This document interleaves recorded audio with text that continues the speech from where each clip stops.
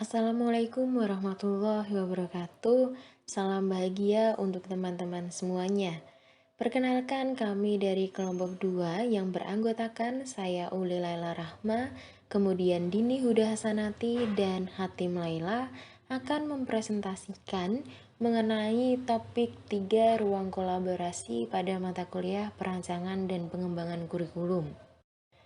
Terdapat pertanyaan yang akan kami bahas, yaitu jika siswa dikatakan telah memahami suatu masalah belajar, apabila siswa dapat menafsirkan dengan menceritakan masalah belajar dengan penuh makna, menawarkan terjemahan yang tepat, memberikan dimensi historis atau pribadi yang terbuka untuk ide dan peristiwa, mengkonstruksi objek sesuai pemahaman pribadi atau dapat diakses melalui gambar, anekdot, analogi, dan model.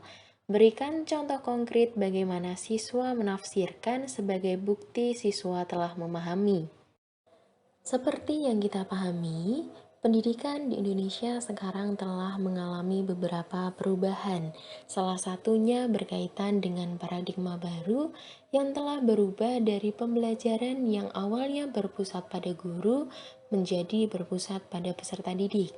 Pada desain pembelajaran Understanding by Design, rancangan Huygens terfokuskan pada membentuk suatu pemahaman yang meliputi aspek menjelaskan, interpretasi, aplikasi, perspektif, empati, dan menyadari diri sendiri. Pada kegiatan mengukur pemahaman terhadap peserta didik dalam suatu pembelajaran, yaitu dapat melalui cara penafsiran, interpretasi atau dapat dikatakan menerjemahkan suatu cerita atau gambar. Hal ini dapat dimaknai sebagai suatu gagasan atau ide dari satu media ke media yang lain sehingga dapat membuat analogi, anekdot, dan model yang relevan dengan hasil yang dipelajari. Penafsiran terjadi saat seorang peserta didik dapat mengubah suatu bentuk informasi pada bentuk informasi yang lainnya.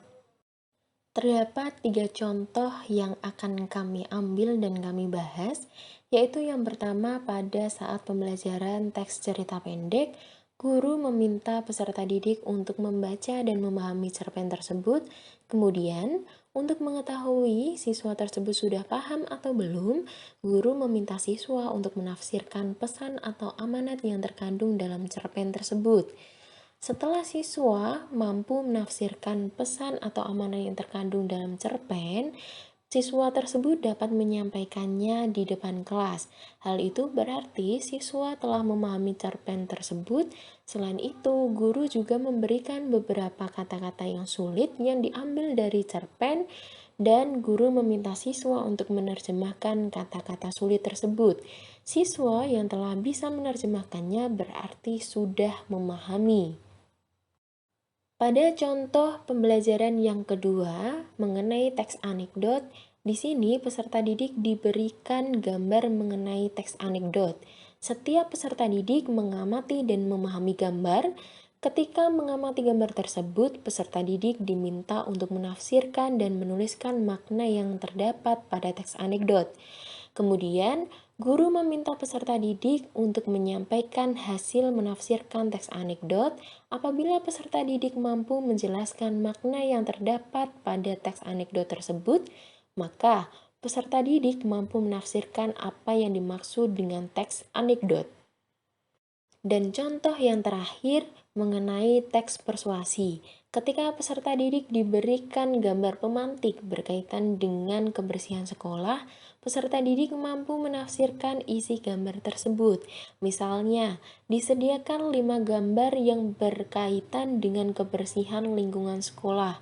Dengan hal ini, peserta didik mampu menafsirkan isi gambar tersebut dan mengurutkan bagaimana cerita tersebut menjadi utuh dengan urutan yang tepat. Hal tersebut menjadi bukti bahwa peserta didik mampu memahami dan menerima pembelajaran. Dengan hal ini dapat dikatakan bahwa tujuan pendidikan menurut Longman, tujuan pendidikan dalam suatu tatanan negara yang terpenting ialah meretasi dan mentransfer ilmu yang telah diajarkan di dalam kelas sehingga tujuan pembelajaran atau capaian pembelajaran tercapai sesuai dengan rancangan yang telah dibuat. Sekiranya itu yang dapat kami sampaikan. Terima kasih, semoga bermanfaat. Wassalamualaikum warahmatullahi wabarakatuh.